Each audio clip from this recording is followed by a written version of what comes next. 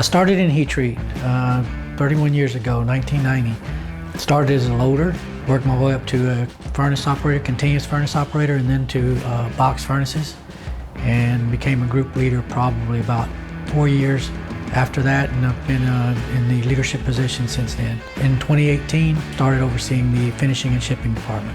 ETFN is the kind of place where you can work easy with the person next to you, communicate openly with them, and spend a whole day doing what needs to be done and accomplishing what you need to accomplish.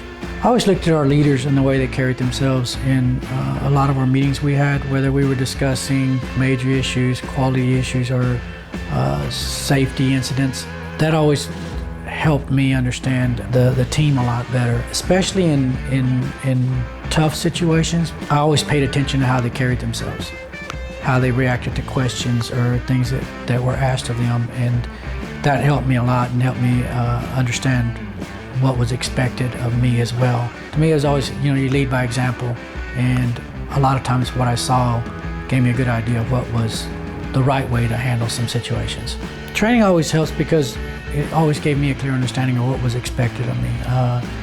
Taking the time to learn the process, making sure I got it right the first time was always really important to me.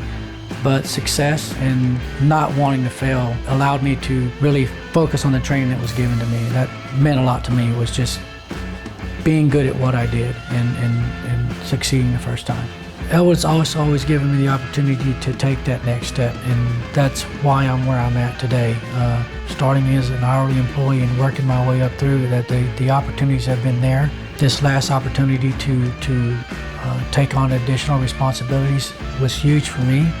It made me feel good to be given that opportunity, and I'm going on 3 years now, and it's been a very pleasant journey for me.